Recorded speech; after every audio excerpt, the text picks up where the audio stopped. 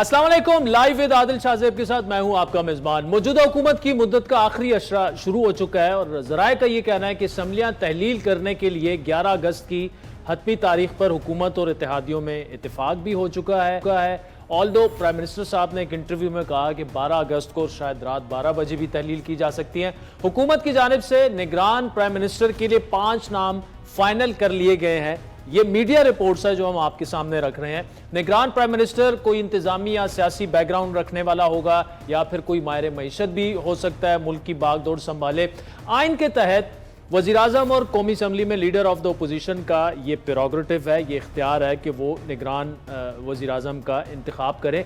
साबिक governor state bank रज़ा बाकिर का नाम भी लिया जा रहा है। इसी तरह जो आगे अगर थोड़ा सा चलें तो जो सरकारी अफसरान हैं, जो फवाद हसन फवाद का नाम भी लिया जा रहा है, नासिर महमूद खोसा का नाम भी लिया जा रहा है। अब इन दोनों रिटायर्ड ऑफिसर्स का जो एक्सपीरियंस है या उनकी जो शोहरत है वो अच्छी रही है और कहा यह जाता है कि इनमें से भी कोई निगरान वज़ीर आज़म बन सकता है, लेकिन वो इंतज़ामी लिहाज से तो बेहतर होगा। इशू ये है कि पाकिस्तान के अगले केयरटेकर प्राइम मिनिस्टर ने अगले 90 रोज में बड़े अहम फैसले करने हैं और इसीलिए हमने देखा कि जो इलेक्शन एक्ट 2017 का सेक्शन 230 अमेंड किया गया, जिसमें केयरटेकर प्राइम मिनिस्टर को कुछ इख्तियारात भी दिए गए। अब चंद सीनियर सहाफ़ियों के नाम भी निगरान वज़ीर आज़म के लिए सामने आ रहे हैं और हमने अपने प्रोग्राम में इसहाक डार साहब से ये पूछा था आपके सामने कि क्या उन्हें निगरान वज़ीर आज़म बनाया जा रहा है। उन्होंने इस बात की तस्दीक या तरदीद नहीं की।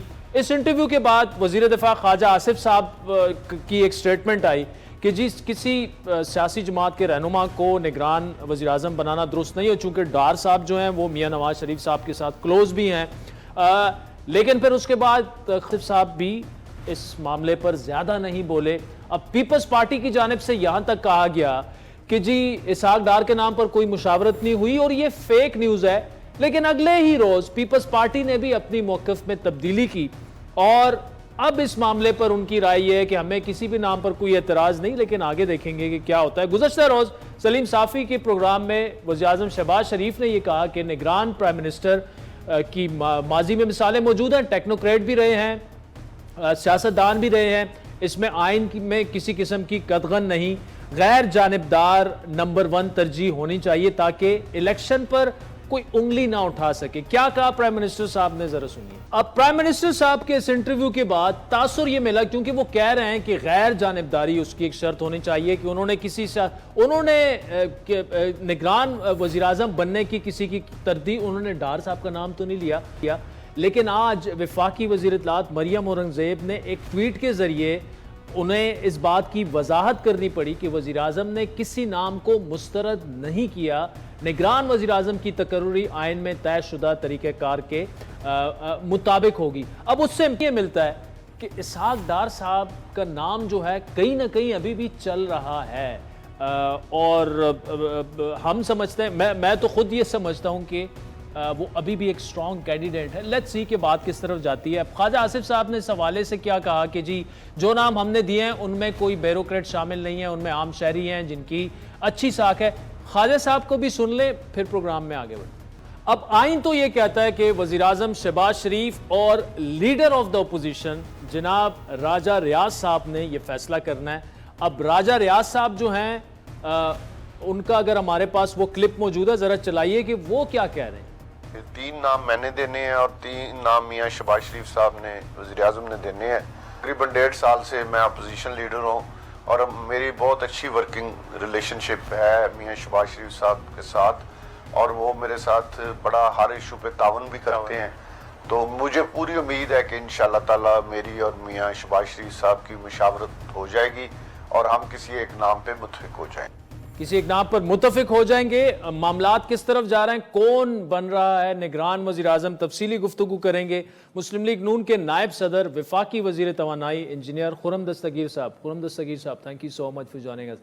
मैं आपको नाम बता दूं या आप बता दें? नहीं, आप ही मुझे बता दें, बिकॉज बाकायदा तौर पे पार्टी के अंदर कोई ऐसी डिस्कशन नहीं हुई नामों के ऊपर। ठीक, जो एक मुज़ाकराती ग्रुप बनाया गया था 5 हमारे सीनियर कायदीन का जी, उनसे डिस्कशंस बहुत हुई हैं, लेकिन आज 31 जुलाई है, अभी तक कोई बाज़ाब्ता तौर पर कोई नाम पार्टी ने ना ही सजेस्ट किया है और ना ही किसी पार्टी से डिस्कस किया है। अच्छा, ये जो ख्वाजा आसिफ साहब कह रहे हैं कि 5 नाम जो हैं उन पर गौर हो रहा है या आपने शायद दे दिए हैं, तो आप ये कह रहे हैं कि पार्टी ने अभी तक, मुस्लिम लीग नून ने अभी तक ना तो नाम सजेस्ट किए ना दिए हैं। हाँ, देखिए ये सिर्फ गुफ्तगू हो सकती है कि भाई इसके बारे में क्या ख्याल है। इस दफ़ा आई थिंक रवायत से हटके सेनेट ऑफ पाकिस्तान के अरकान के ऊपर भी नज़र जा रही है कि जी क्या, क्योंकि उनके ऊपर कोई पाबंदी नहीं है, उन्होंने इलेक्शन ही लड़ना और उनके इंतखाबात जो हैं वो मार्च में होने, और वो उनके ऊपर उस तरह की जानिबदारी का या जनरल इलेक्शन में वो इशू क्रिएट नहीं होता। तो लिहाजा वो नाम बहुत सारे हवा में आ रहे हैं, लेकिन मैं फिर कहूँगा कि बाज़ाब्ता तौर पर अभी कोई डिस्कशन नामों को हतमी करने के लिए नहीं हुई। मतलब नामों पर कोई डिस्कशन हुई है? जी, पार्टी में तो नहीं हुई, यानी ना ही काबीना के अंदर हुई ये है। बड़ी अहम बात आप ये एक क्लोज्ड ग्रुप के अंदर से हमें खबरें निकल रही हैं, और लेकिन अगर मैं जो जिम्मेदारी के साथ इस वक्त तक कोई नाम सजेस्ट नहीं हुआ। यानी ये जो, आई एम सॉरी, सारे हमारे कोलीग्स हैं, भाई हैं, दोस्त हैं, तो कोई कहीं एक चैनल से एक नाम आ जाता है, दूसरे से दूसरा आ जाता है, तीसरा आ जाता है, ऐसी कोई डिस्कशन नहीं। मसलन देखिए ना जी, डार साहब के मामले में ना ही हमने उनका नाम पीपल्स पार्टी को सजेस्ट किया, और पीपल्स पार्टी ने बारहा और बल्कि आज भी इस बात की तस्दीक की है कि उनका नाम, डार साहब का नाम हमारी तरफ सजेस्ट नहीं किया गया, डिस्कशन उस पर नहीं हुई पीपल्स पार्टी से।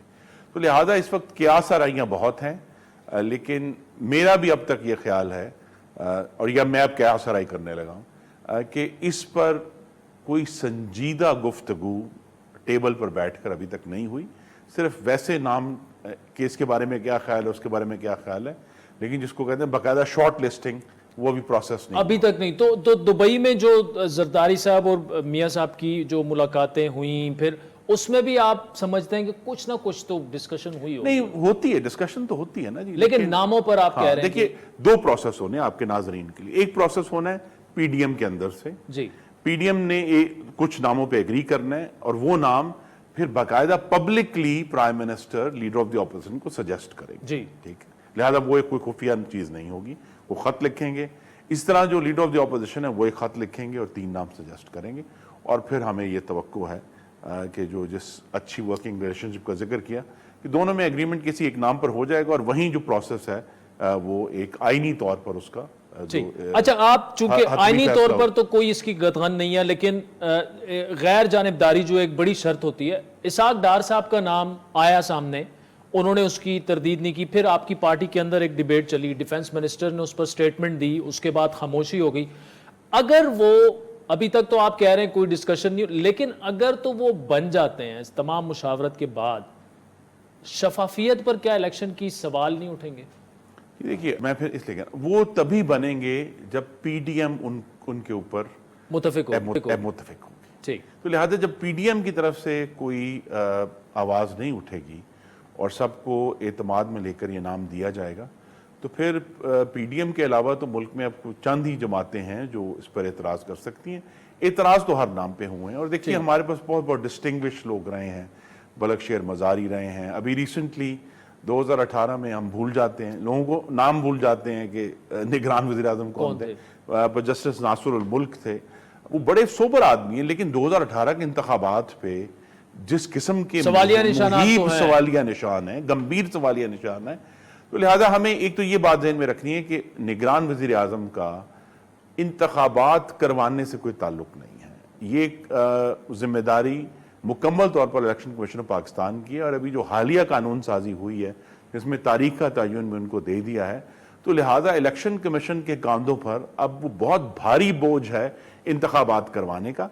वज़ीर आज़म की तरफ से तो अगर जो बेसिक चीज़ें थी, मसलन अभी चंद दिन पहले इकनॉमिक कोऑर्डिनेशन कमेटी जो कैबिनेट की है, उसने जो कौमी असम्बली ने 82 अरब रुपया मंजूर किया था इलेक्शंस के लिए बजट में, उसमें से जो है वो 42 अरब रुपया तो हमने दे दिया ऑलरेडी। तो इलेक्शन कमीशन के पास सफिशिएंट फंड्स हैं पूरे इलेक्शन प्रोसेस को आगे लेकर जाने के लिए, और ज़्यादा से ज़्यादा यही है कि जी जो बाकी फंड्स हैं वो ऑलरेडी हम उसका इंतज़ाम करके गए हैं, वो सैंक्शनड है, वो भी उनको मिल जाएंगे। तो सिर्फ ये है कि वज़ीर आज़म की हद तक इतराज़ तो होगा, लेकिन जैसा मैंने कहा, अगर आप अपने जहन पर जोर डालें और गौर करें कि कौन कौन से निगरान वज़ीर आज़म रहे हैं, तो उनका इलेक्शन से ज्यादा ताल्लुक अभी तक साबित नहीं हुआ। खुर्रम साहब, मुझे एक ब्रेक लेनी है नाज़रीन, फिर पावर मिनिस्टर से गुफ्तगू जारी रखते हैं नाज़रीन।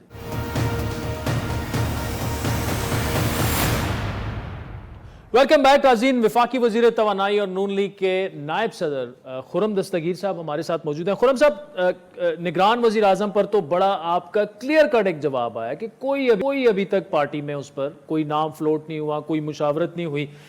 ये जो हम बार बार सुन रहे हैं कि जी इलेक्शन नवंबर में नहीं होंगे, फरवरी तक वो जा सकते हैं, 7 से 8 वीक उस पर डिले हो जाता है, मुझे अभी तक ऐसा कोई क्रेडिबल जवाब नहीं मिला। मतलब आप हुकूमत में भी लोगों से पूछें और ऑफ द रिकॉर्ड भी बात करें तो वो कहते हैं यार होने चाहिए 90 रोज में। कोई ये नहीं कहता कि 100% वो होंगे।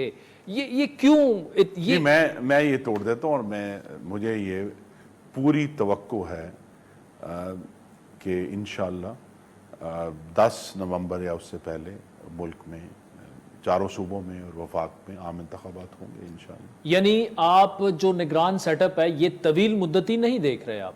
जी, मैं तो नहीं देख रहा। देखिए, इसमें बहुत संजीदा इश्यूज थे। मसलन एक वजह ये हो सकती थी कि अगर IMF का मुआहदा ना होता तो एक कोई मुआशी इमरजेंसी के तौर पे जो प्लान B था कि जी कोई इस किस्म के सख्त इकदाम किए जाएँ। अब प्राइम मिनिस्टर शहबाज शरीफ की लीडरशिप की वजह से IMF का एग्रीमेंट भी हो गया है, और ओवरऑल आप देख रहे हैं कि पाकिस्तान के फॉरेन रिजर्व 14 अरब से ऊपर चले गए हैं। स्टॉक एक्सचेंज ने 48,000 क्रॉस कर लिया। इलेक्शन के लिए पैसे मौजूद हैं, इलेक्शन के लिए पैसे मौजूद हैं, सिक्योरिटी मौजूद है। तो फिर हम सब जो आइन की सरबुलंदी चाहते हैं, हम सब की कोशिश है, तवक्को है कि इंशाअल्लाह, क्योंकि हमें अवाम से रुजू करके ही आगे बढ़ना है। अगर कोई सबक है पाकिस्तान में, और अगर 2018 के इंतखाबात और ये जो पूरा तजर्बा इमरानी था, उसका भी सबक ये कि जब भी अवाम की राय को तरोड़ा मरोड़ा जाएगा, पाकिस्तान को सख्त नुकसान होगा। ठीक, तो हमें ये यानी आइन में आप बड़े क्लियर हैं, आइन में इसकी कोई गुंजाइश नहीं है खुर्रम साहब, लेकिन आइन में गुंजाइश ढूंढ दी जाती है। 75 साल तारीख हमें यही सिखाती है कि पाकिस्तान में जब भी कुछ करवाना होता है वो गुंजाइश तो निकल आती है। देखिए, गुंजाइश में फिर क्या असर है? गुंजाइश सिर्फ एक ही है कि नई जो मर्दमशुमारी है, उसकी बुनियाद बनाई जाए। लेकिन आइन ये भी कहता है कि इंतखाबात जो भी लेटेस्ट लास्ट सेंसस हैं, हाँ, नोटिफाइड सेंसस है, उसकी बुनियाद पर होने हैं। तो वो 2017 का नोटिफाइड सेंसस, अगर 12 अगस्त से पहले नोटिफिकेशन आ जाता है फिर क्या होगा? जी, नोटिफिकेशन आ जाता है, फिर एक नई सूरत हाल जरूर पैदा होगी, लेकिन मेरे ख्याल में अभी फिर आपको फिर हल्का बंदियां उसका चांस कम है, इसलिए कि 2 सूबों में, यानी कराची में, सिंध में और बलूचिस्तान में बड़े सीरियस इश्यूज हैं। वहाँ की जमातों को उन्होंने रेज किए हैं। तो लिहाजा हमें तो देखिए, जो कोई इमरजेंसी सिचुएशन होती सी, जैसे इमरजेंसी होती इसलिए कि उसको आप देख नहीं सकते वक्त से पहले, तो इस वक्त तो सूरत हाल यही है कि 2017 के नोटिफाइड सेंसस पर 10 नवंबर या उससे पहले आम इंतखाबात होंगे। उससे होंगे। लेकिन कुछ इशारे ऐसे हैं, एक खबर भी है कि 7 से 8 वीक का डिले जो है दैट्स ऑन द कार्ड्स, और उसकी वजह जो है वो सेंसस ही होंगे, क्योंकि अगर नोटिफाई हो जाता है, डीलिमिटेशंस हो जाती हैं, फिर उस पर एतराज़ात होंगे। तो जो है, अगर डीलिमिटेशन नहीं होनी है नए इंतखाबात के लिए, उसके लिए रीनोटिफिकेशन के लिए तो कम से कम 3 से 4 महीने चाहिए। हाँ, मैं वही होंगे। हाँ, 8 वीक तो मैं आपका दिल बहलाने के लिए 3 से 4 महीने चाहिए होंगे। 3 से 4 महीने डिले हो सकते। ये देखिए, हम सब जख्म खाए हुए हैं इन सारे मामलात के, और कम से कम मैं अपनी ज़ाती हद तक कह सकता हूँ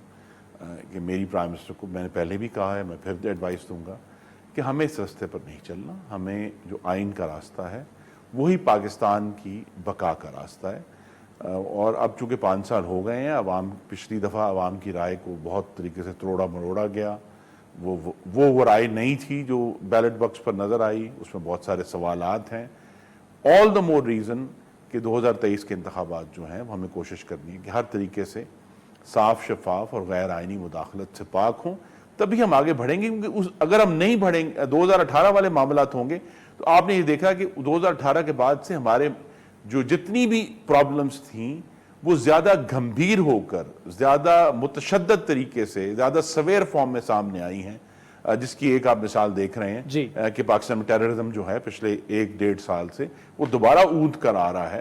تو یہ وہ سارے مسئلے تھے جو ہمارا خیال تھا ہم نے حل کر دیے 2016-17 میں, لیکن وہ دوبارہ سر اس کا خورم صاحب مطلب یہ ہوا کہ آپ چاہتے ہیں کہ شفاف الیکشنز ہوں, تو اگر تحریک انصاف کو کچھ شبہات ہیں, کچھ خدشات ہیں الیکشن کی شفافیت کے حوالے سے, وہ دور کرنے چاہیے پھر سسٹم کو, آپ کو, نظام کو. دیکھیے تحریک انصاف از خود قومی اسمبلی سے نکلے, انہیں کسی نے نکالا نہیں ہے جی. وہ خود ان کے پاس جو عوام کا مینڈیٹ اور ان کے پاس ایک حق حاصل تھا کہ وہ اپنی رائے دیتے. سینٹ میں وہ آج بھی موجود ہیں. اکثر لوگ یہ بھول جاتے ہیں کہ سینٹ میں تحریک انصاف اپنی لیکن خود تحریک انصاف کو گلا ہے کہ وہ خاموش ہیں 25 سینیٹرز, کچھ بول نہیں تو رہے. پھر ان کا وہ سوال تو انہوں نے اپنے لوگوں سے پوچھنا نا کہ وہ خاموش کیوں ہیں یا وہ کس طرح کی ووٹنگ کر رہے ہیں. ان کے پاس پورا موقع موجود ہے کہ وہ قانون سازی میں اپنا حصہ لیں, اپنی آواز اٹھائیں. اور ابھی تک دیکھیے تحریک انصاف کی طرف سے کسی بھی مثلا جو ایک قانون بدلا گیا جو تاحیات نااہلی کو تبدیل کرنے کے لیے, اس پہ انہوں نے پوری اپنی کنسنٹ دی ہے, ٹھیک ہے. اور وہ بھی شاید اس لیے تھی کہ ان کو اپنا خوف آ گیا تھا کہ شاید عمران خان صاحب کو تاحیات نااہل نہ کر دیا جائے, انہوں نے فوراً تو اس پہ وہ ایگری کر گئے اس لیجسلیشن پہ. تو سارے ایشوز یہ ہیں کہ اپوزیشن کی جو جماعت ہے اس کو ہمیشہ شکوک و شبہات رہتے ہیں, لیکن ہمیں کوشش یہ کرنی ہے قانون سازی کے تحت, اور اس کے بعد میں پھر کہوں گا الیکشن کمیشن کے کاندھوں پر ایک بہت بھاری بوجھ ہے, ذمہ داری ہے کہ وہ اس الیکشن کو کنڈکٹ کریں طریقے سے. ایٹ دا سیم ٹائم اگر الیکشن کمیشن قوانین پر عمل درآمد کرتے ہوئے تحریک انصاف ان کی زد میں آتی ہے تو پھر تحریک انصاف کو یہ برداشت کرنا ہوگا. اچھا, تحریک انصاف کے جو چیئرمین ہیں سابق وزیر اعظم, اگر وہ الیکشنز میں ریس میں ہی رہتے ہیں اور بلے کا نشان بیلٹ پیپر پہ بھی ہوتا ہے, آپ کو ٹربل ہوگی پھر. یہ تو ہمیں سامنا, دیکھیں عوام کی رائے, حقیقی رائے, اس سے جو لوگ جمہوریت پہ یقین رکھتے ہیں انہیں خوف زدہ نہیں ہونا چاہیے. ہم جس چیز سے خوف زدہ ہیں وہ 2018 کا الیکشن ہے جس میں پارٹیوں کو توڑا گیا. ہماری پارٹی کو توڑ کر پہلے علیحدہ پارٹیاں بنائی گئی ساؤتھ پنجاب میں, پھر ان کو ان میں ضم کیا گیا. یہی الزام اب تحریک انصاف لگا رہی ہے نا کہ ان کی پارٹی کو توڑ کر نئی پارٹیاں بنائی جائیں, کے پی میں بھی, پنجاب. دیکھیے پارٹیاں اگر اتنی نازک کچے دھاگوں سے بنتی ہیں تو پھر اگر اتنے کچے دھاگوں سے بنی پارٹی ٹوٹتی ہے تو پھر تعجب نہیں ہونا چاہیے. یہی بات ہے کہ وہ مصنوعی طریقے سے پارٹی بنائی گئی تھی, لہذا وہ مصنوعی طریقے سے ٹوٹ گئی. کیا مسلم لیگ نون کے جو قائدین تھے ان کے اوپر سخت ترین ٹارچر نہیں کیا گیا؟ ان کو 22 مہینے جیل میں نہیں رکھا گیا؟ ہماری پارٹی کے لوگ کیوں نہیں چھوڑ کے گئے؟ ان کے پاس ان کے اوپر بھی ظلم کے بہار ٹوٹ رہے تھے.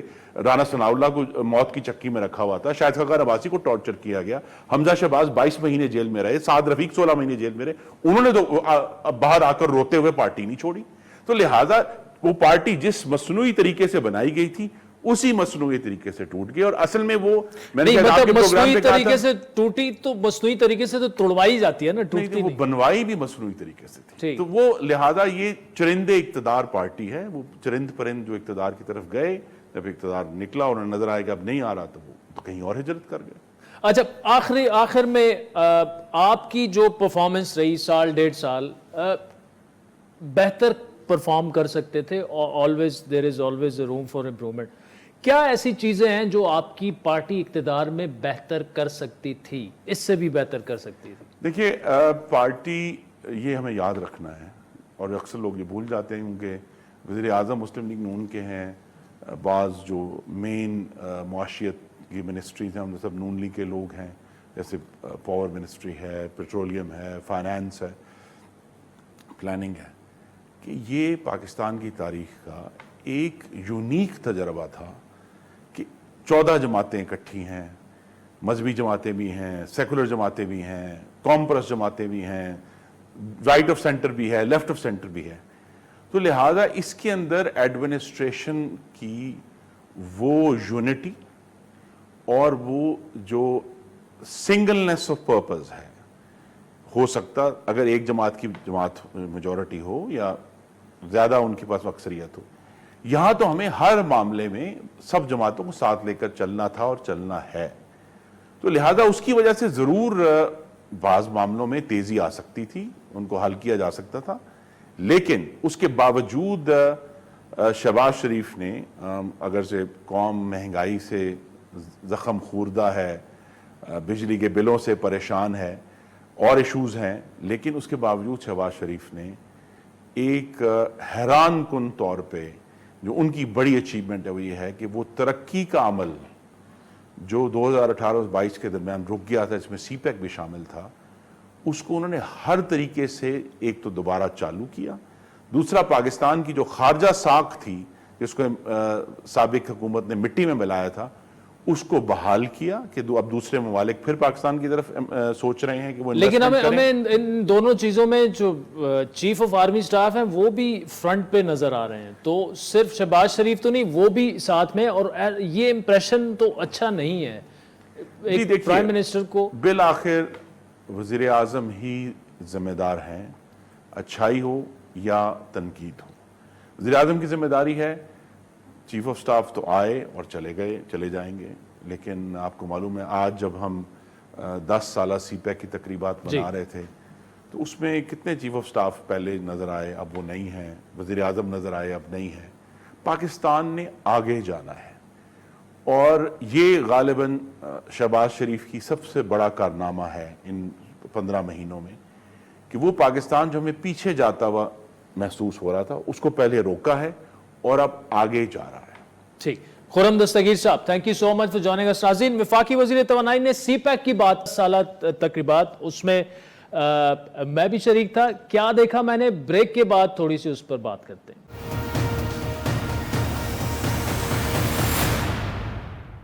वेलकम बैक नाज़रीन। पाक चीन इक्तिसादी राहदारी की 10 साल तकरीबात पाकिस्तान में जारी हैं, जिनके मेहमान खुसूसी चीन के नायब वज़ीर आज़म जो हैं ही लिफिंग 3 रोज़ा दौरे पर पाकिस्तान में हैं। सीपैक मुआहदे पर दस्तखत आज से 10 बरस पहले साबिक वज़ीर आज़म नवाज शरीफ और साबिक चीनी सदर शी जिनपिंग के दरमियान हुए थे और उनकी स्याही सूखने से पहले ही इस पर अमल दरामद का आगाज भी हो चुका था। लीफिंग के दौरे के मौके पर पाकिस्तान और चीन ने दो तरफा ताउन के फरोग के लिए 6 मुआहदों और मफाहमती यादाश्तों पर दस्तखत किए। हुकूमत पाकिस्तान ने चीनी नायब वज़ीर आज़म को हिलाल इम्तियाज से भी नवाजा। इससे पहले चीन के सदर शी जिनपिंग ने 20 से 21 अप्रैल 2015 को पाकिस्तान का दौरा किया था। उन्होंने अगस्त 2014 में भी पाकिस्तान आना था, लेकिन उस वक्त इस्लामाबाद में पाकिस्तान तहरीक इंसाफ और पाकिस्तान अवामी तहरीक के धरने के बायस ये दौरा मनसूख कर दिया गया, जिसे बताया यह गया कि उसका सीपैक के प्रोजेक्ट्स पर काफ़ी बुरा असर पड़ा था। फिर उन्होंने 2020 में भी पाकिस्तान का दौरा करना था, लेकिन कोरोना वायरस की वजह से यह दौरा भी मनसूख हो गया। पाक चीन इक्तिसादी राहदारी मंसूबे पर आगाज से लेकर अब तक 25.4 अरब डॉलर जो हैं वो बराह रास्त सरमायाकारी हुई, जिससे 1,92,000 मुलाजमतें पैदा हुई, 6,000 मेगावाट बिजली बनाई गई, 150 कौमी शाहराहें तामीर हुई और कौमी तरसील में 886 किलोमीटर तक का इजाफा हुआ। यह हकीकत पूरी तरह यहाँ है कि 10 साल पहले 2013 में पाकिस्तान में बुनियादी इंफ्रास्ट्रक्चर को तेजी से अपग्रेड करने, जदीद नकलो हमल के नेटवर्क्स, तवानाई के मुतादिद मंसूबे हों, खुसूसी इक्तिसादी जोन्स की तामीर हो, उसके ज़रिए से मईशत को मुस्तहकम करने का जो तश्कील पाने वाला सीपैक मंसूबा है वो पाकिस्तान ही नहीं बल्कि पूरे खित्ते की तरक्की और खुशहाली का ज़ामिन है। We will undertake second phase of CPAC under a new model. It will be between B2B. It will be investments in agriculture, in information technology, so that Pakistan, through Chinese cooperation and support, is able to export its items according to the requirement and standards of Chinese government.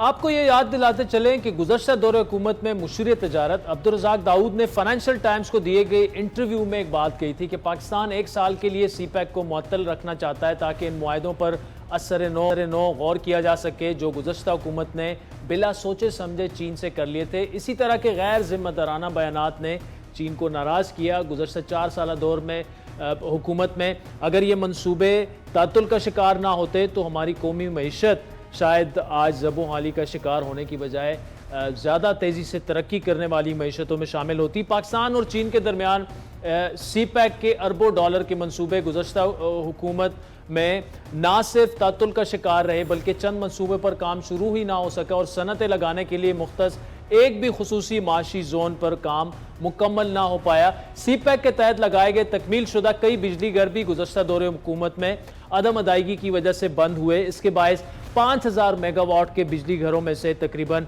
2000 megawatt के बिजली घर गैर fall हैं। दोनों ममालिक के दरमियान सबसे अहम मनसूबा जो 9 खुसूसी माशी जोन्स हैं जहाँ पर चीनी कंपनियों ने सनतें लगाकर पाकिस्तान में टेक्नोलॉजी ट्रांसफ़र और रोज़गार फराम करना था। 9 में से 4 इकनॉमिक जोन्स को फास्ट ट्रैक पर जल्दी मुकम्मल होना था, मगर उनमें से एक भी कभी मुकम्मल ना होना तो दरकिनार इस पर 50% काम मुकम्मल ना हो पाया।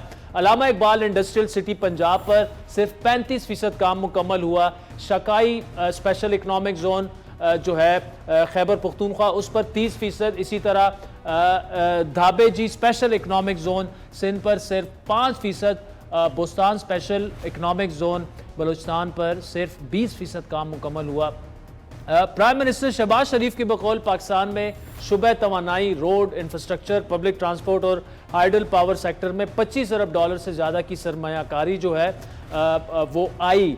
कोई शक नहीं कि हम सी पैक के दूसरे मरहले में दाखिल हो रहे हैं। आज हमने कुछ अहम दस्तावेज़ात पर दस्तखत किए वज़ीर आज़म के बकौल, जो दोनों ममालिक के दरमियान इक़्तिसादी ताउन में मज़ीद इजाफे का सबब बनेंगे। इसके अलावा आज जो अहम तकरीब हुई 10 साला सी पैक की, जिसमें चाइनीज़ वाइस प्रीमियम वो शरीक हुए, वज़ीर आज़म शहबाज शरीफ शरीक हुए, फॉरेन मिनिस्टर बिलावल भुट्टो भी उसमें थे, बड़े अहम मुज़रा उसमें शामिल थे।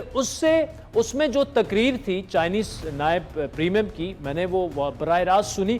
उससे मैसेज एक ये मिलता है कि चाइना जो है वो पाकिस्तान के साथ खड़ा रहा और वो पाकिस्तान के साथ खड़ा रहेगा। एक बड़ा मजबूत मैसेज, और वो भी एक ऐसे वक्त में एक ऐसी हुकूमत के प्राइम मिनिस्टर के सामने जो कि 10 दिनों में वो एक्स हो जाएंगे, यानी निगरान हुकूमत आ जाएगी। तो ये एक एतमाद शो करता है चीन का पाकिस्तानी हुकूमत पर भी और पाकिस्तानी निज़ाम पर भी कि कुछ भी हो जाए चाइना जो है वो पाकिस्तान के साथ खड़ा रहेगा। ब्रेक के बाद नाज़रीन बाजावड़ अफसोसनाक हादसे की सुसाइड बम ब्लास्ट जो हुआ उसकी बात करेंगे। आज इस तकरीब में भी, सी पैक की तकरीब में भी उसकी बात हुई। तफसीली गुफ्तगू इस पर करेंगे कि क्या वजह है कि ये वाक़यात थमने का नाम नहीं ले रहे। एक ब्रेक के बाद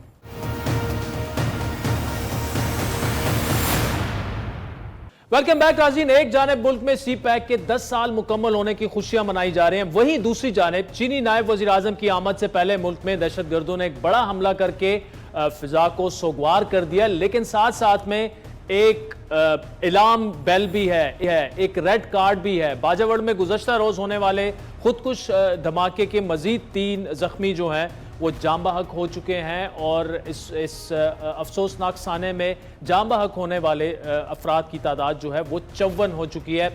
JUIFA के वर्कर्स कन्वेंशन में उस वक्त खुदकुश धमाका हुआ जब वहाँ 400 से ज़्यादा कारकुनान मौजूद थे। शुदा में से 49 अफराद की शिनाख्त ही मुमकिन हो सकी है, जबकि धमाके में ज़ख्मी होने वाले 83 अफराद जो हैं मुख्तलिफ हॉस्पिटल्स में वो ज़ेर इलाज हैं, जिनमें से 15 की हालत तशवीशनाक है।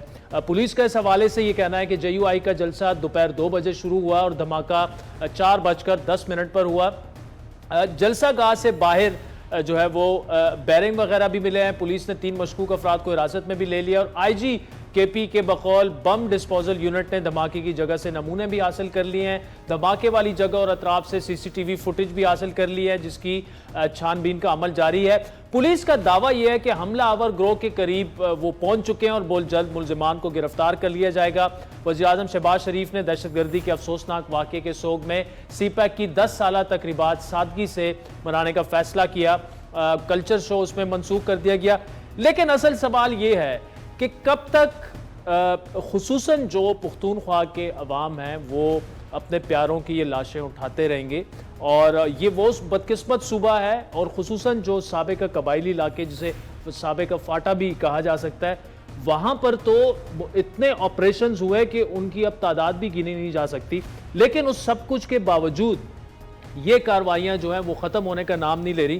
اور یہ الارمنگ اس لیے بھی ہے کہ 3 مہینے بعد الیکشنز ہونے ہیں اور پھر ایک ایسی سیاسی جماعت جو کہ ایک مذہبی سیاسی جماعت ہے اور طالبان کے لیے وہ ایک سافٹ کارنر بھی رکھتے ہیں. ایک ہی مدرسے سے جے یو آئی کے جو سیاسی رہنما ہیں یا طالبان کی عادت ہے انہی مدرسوں میں سے وہ پڑھ کر جو ہے اکٹھے پڑھ کر آگے ہو. تو یہ معاملہ ہے کیا؟ یہ بھی کہا جا رہا ہے کہ جی کالعدم داعش جو ہے وہ ان حملوں کے پیچھے ہے، لیکن اس سے پہلے ہم نے دیکھا کہ بلوچستان میں بھی 3-4 ایسے حملے ہوئے جس نے ہلا کر رکھ دیا تھا ہماری سیکیورٹی فورسز کو. وہ بھی سینکڑوں کی تعداد میں قربانیاں دے رہے ہیں. تو یہ معاملات کس طرف جا رہے ہیں؟ معروف مصنف، کالمسٹ اور انہی معاملات خصوصاً پاک افغان امور کے سینئر تجزیہ کار ہیں عقیل یوسف زئی صاحب ہمارے ساتھ موجود ہیں. یوسف زئی صاحب، ایک تو بڑا افسوسناک یہ واقعہ ہوا، لیکن آپ اس کو کیسے دیکھ رہے ہیں؟ کیا یہ واقعی الارمنگ سائن ہے، ایک ریڈ کارڈ ہے ہماری سیکیورٹی فورسز کے لیے بھی، ہماری سیاستدانوں کے لیے بھی، کہ اب اس معاملے پر کم از کم زیرو ٹالرنس کا مظاہرہ کیا جائے؟ بہت شکریہ عادل شاہ زیب صاحب. بہت خطرناک صورتحال اس طرح کی ہے کہ رواں برس خیبر پختونخوا پر تقریباً 665 حملے کرائے گئے ہیں اور ان میں 140 حملے شمالی وزیرستان میں کیے گئے ہیں، ڈی آئی خان میں 81 ہے اور صوبائی دارالحکومت اور پشاور میں 56 ہے. تو آپ اس سے اندازہ لگا، ان میں 18 خودکش حملے بھی شامل ہیں. مگر المیہ یہ ہے کہ ابھی تک کلیئرٹی نہیں ہے. ابھی تک جو نگران صوبائی حکومت تھی جس کے بارے میں ابھی 1 گھنٹے پہلے ایک حکم دیا ہے الیکشن کمیشن آف پاکستان کا کہ شاید اس کو رخصت کرنے کا وقت بھی آ گیا ہے، مگر یہاں پر کوئی انڈرسٹینڈنگ نہیں ہے فیڈرل اور پروونشل گورنمنٹ کے درمیان یا جو متعلقہ ادارے ہیں ان کے درمیان. تو اس حوالے سے کہا جا سکتا ہے کہ یہ جو کل کا افسوسناک واقعہ ہے یہ غیر متوقع نہیں تھا. البتہ جے یو آئی پر حملہ کرنا اور اتنی شہادتوں کا ہونا اور پھر اس پر اس طرح کا ریئیکشن آنا اور متضاد اطلاعات کا آنا، یہ واقعتاً پاکستان کی سیاست کے لیے، خاص کر خیبر پختونخوا کی سیاست اور آئندہ الیکشن کے لیے بہت الارمنگ سچویشن ہے. عقیل یوسف زئی صاحب، آپ نے خود اسی جانب اشارہ کر دیا. جے یو آئی فے کی جو قیادت ہے ان کے ماضی میں بھی اور ابھی بھی شاید افغان طالبان کے ساتھ بڑے دیرینہ تعلقات رہے ہیں. جس طرح میں نے پہلے بھی کہا، ایک ہی مدرسوں سے یہ اکٹھے پڑے ہیں، یہ زیادہ تر ان کے جو رہنما ہیں. کیا کہا جا متضاد اطلاعات ہیں کہ کوئی کہہ رہا ہے کہ کالعدم داعش نے ذمہ داری قبول کیا، لیکن ابھی تک مصدقہ اطلاعات نہیں ہیں. یہ حملہ کس طرف سے آپ سمجھتے ہیں کہ ہو سکتا ہے؟ کیونکہ افغان طالبان، جس طرح میں نے پہلے کہا، کہ ان کے تو بڑے اچھے ریلیشنز ہیں جے یو آئی سے اور مولانا فضل الرحمان سے. بالکل، ابھی تک جو صورتحال بنی ہوئی تھی وہ کافی کنفیوز تھی، مگر جو ٹیکٹکس استعمال کیا گیا تھا یا اس کا ایک بیک گراؤنڈ ہے، جے یو آئی کے باجوڑ سے تعلق رکھنے والے بعض عہدیداران اور ان کے بہاف پر ایک لیڈر رہا ہے حاجی عثمان تورابی، جو کہ کنڑ کا شیڈو گورنر رہا ہے ایک وقت میں، اور افغان طالبان کی ٹیک اوور سے پہلے انہوں نے کنڑ میں باجوڑ کی ٹی ٹی پی کے بعض اپنے گروپ کے لوگوں کے ہمراہ وہاں پر داعش کے خلاف کارروائی بھی کی تھی.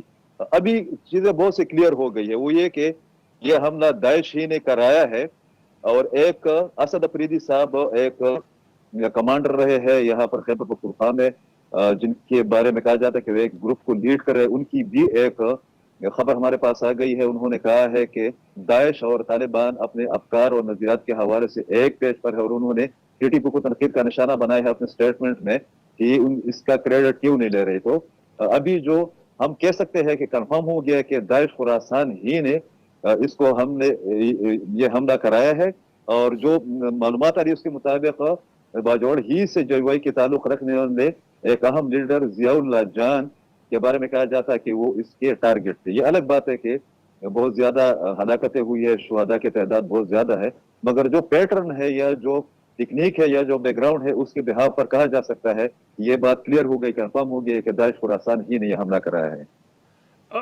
عقیل صاحب، ایک اور بڑا اہم نقطہ آپ سے سمجھنا ہے، اور وہ یہ ہے کہ افغان طالبان اور داعش خراسان کا تھوڑا سا فرق بتا. ایک تو افغانستان میں اس وقت افغان طالبان پر جو اٹیکس ہو رہے ہیں اس کی ذمہ داری بھی داعش خراسان قبول کر رہی ہے.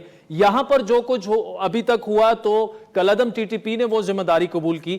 یہ داعش خراسان جو ہے یہ कौन सी तंजीम है और क्या ये पाकिस्तान में इससे पहले भी कार्रवाइयां कर चुकी है और इस कार्रवाई करने के पीछे क्या मकासद हो सकते हैं?